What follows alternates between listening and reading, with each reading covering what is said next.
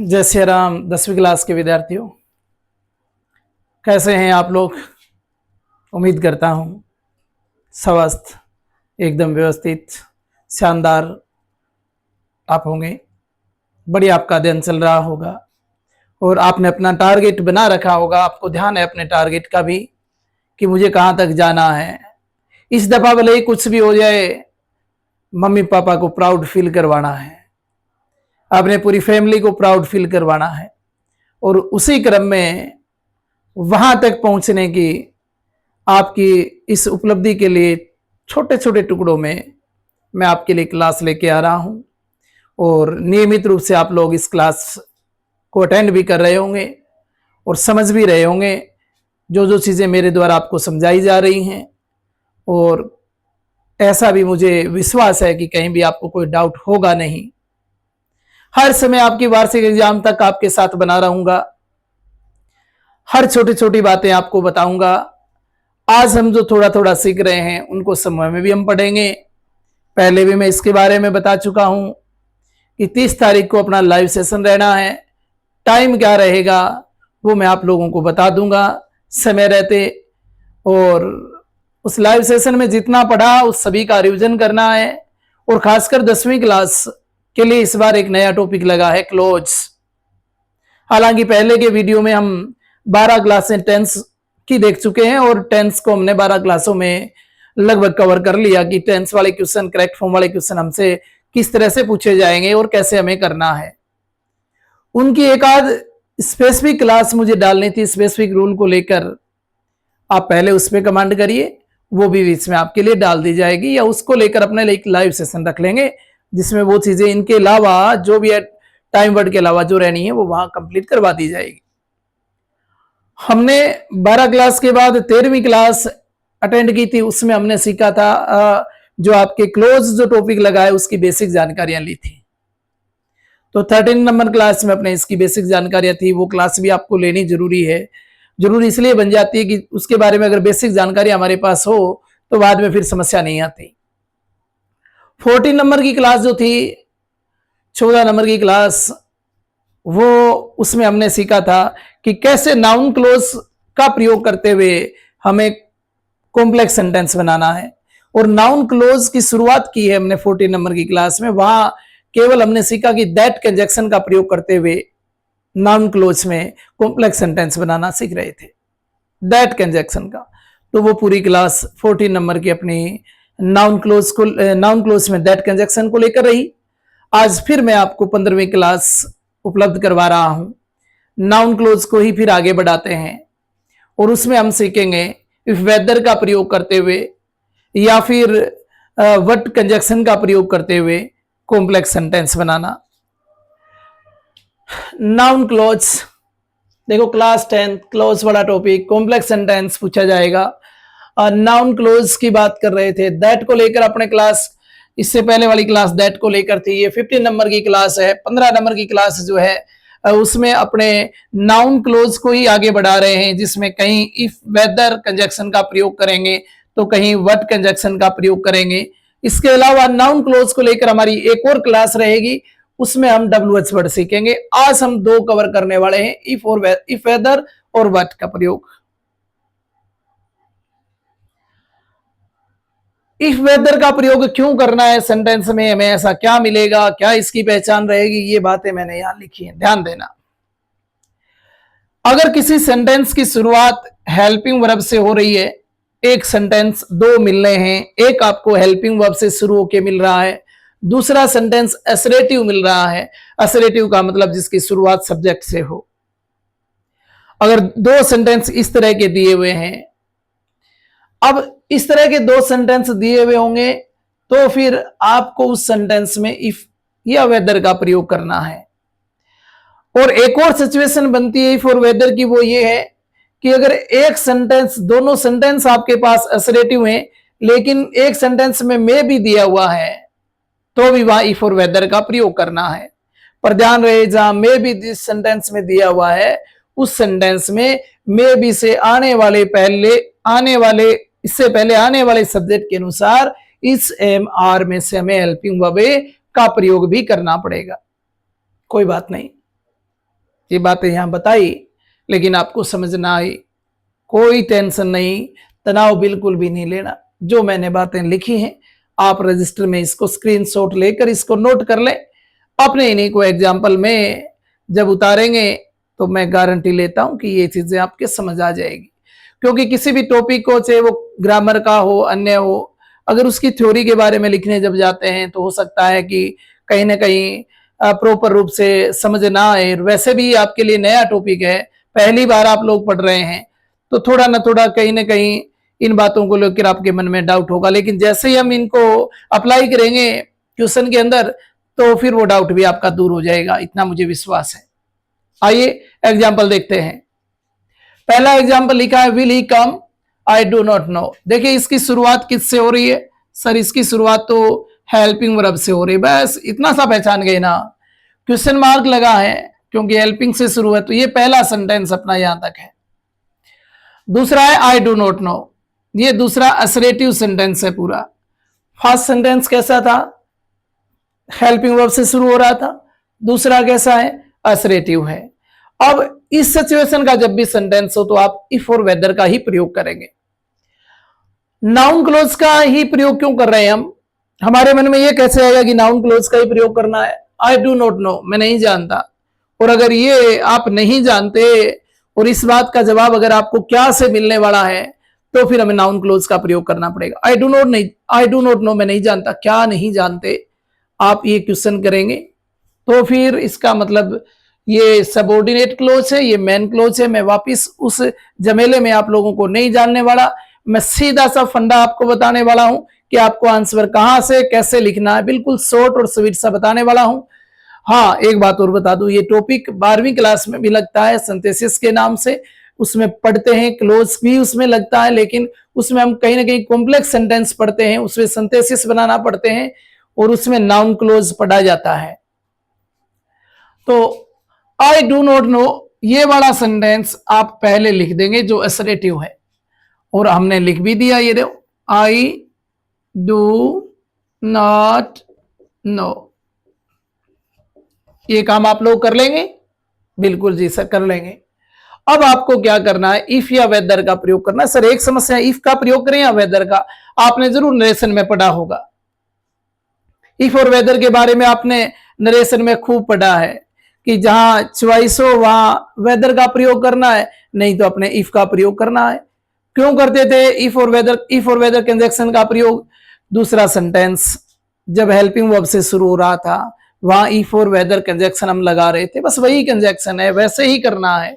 चलिए देखिएगा, आई do not know if, इसमें ऐसे कोई बात है नहीं जो ये कह रही है कि आपको कोई दो चीजें हैं जिनमें से किसी एक को सिलेक्ट करना है, जैसे आप चाय पियोगे या कॉफी पियोगे, ऐसी अगर कोई बात दे रखी हो तो वेदर का प्रयोग करते हैं, अदरवाइज आपको इफ का प्रयोग करना है। तो अब हम यहाँ किस कंजक्शन का प्रयोग कर रहे हैं? इफ का प्रयोग कर रहे हैं। अब क्या करना है? उसमें भी हम असरेटिव सेंटेंस बना रहे थे, यानी इफ कंजक्शन का प्रयोग करने के बाद आप सबसे पहले सब्जेक्ट लिख रहे थे, तो इसमें भी सब्जेक्ट पहले आएगा और सब्जेक्ट दे रखा है इसमें ही, तो हमने लिख दिया यहाँ ही।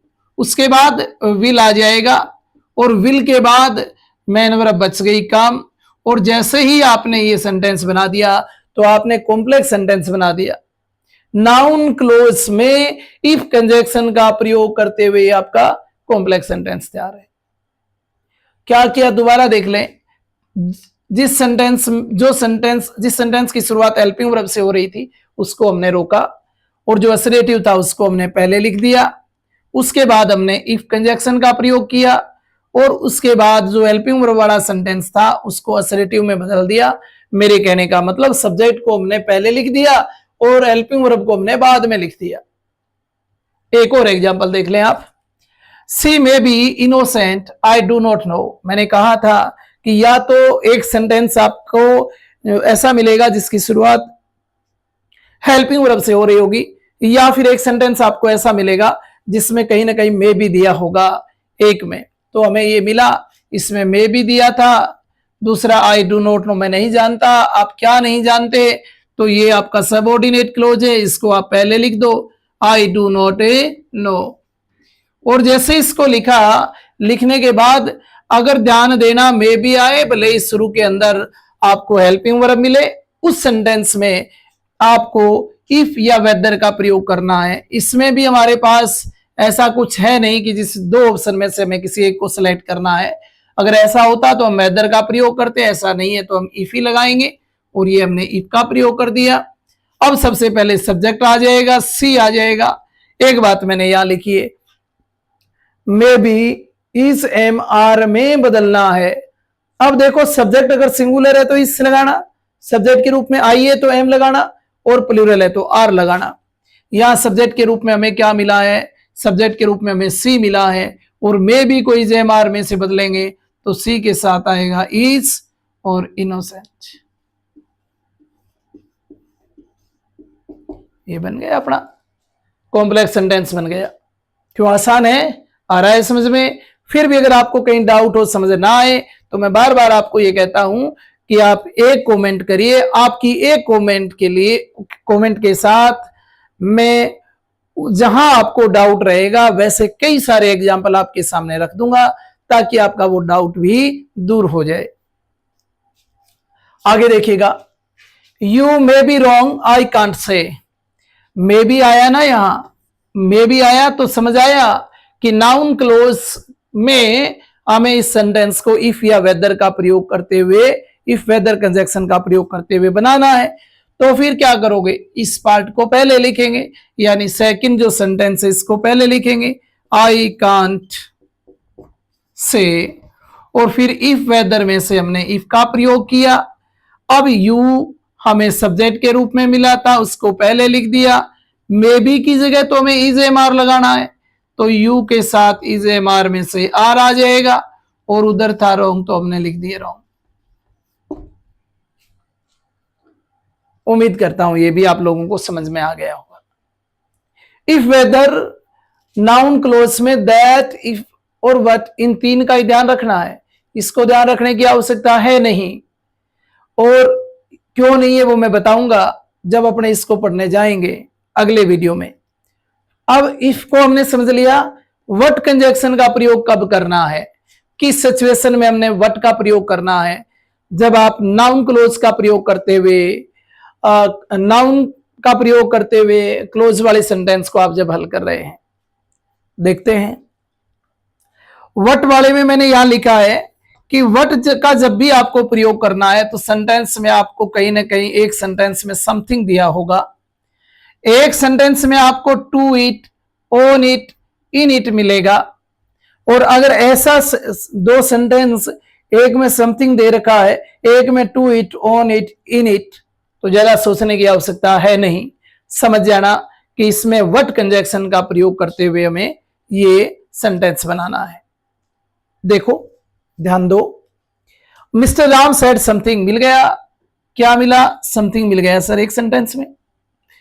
पे अटेंशन टू इट भी मिल गया सर, ये देखो टू इट भी मिल गया। पर करना क्या है, करना ये है कि यहां से तो ये समथिंग हटाएंगे, और यहां से टू इट नहीं, इस केवल इट को हटा देंगे। अब जिसमें इट आया उस सेंटेंस को पहले लिख देंगे। पे अटेंशन टू लिख दो, या ये लिख दिया सर, पे अटेंशन टू। और अब क्या करना है, अब इसमें व्हाट कंजक्शन का प्रयोग करना है, तो वो लिख दो, लिख दिया, व्हाट आ गया। अब जो समथिंग को छोड़कर पहला सेंटेंस बच गया वो लिख दो, mister Ram said, mister Ram said. उम्मीद करता हूं ये भी आपको समझ आ गया होगा। एक और एग्जांपल देखते हैं, अगर कहीं थोड़ा बहुत आपके मन में डाउट है तो। देखो इसमें दिया हुआ है, पहले सेंटेंस के अंदर समथिंग दिया हुआ है कि द मैन सेड समथिंग। दूसरे सेंटेंस में I do not agree to it, ये आया टू इट।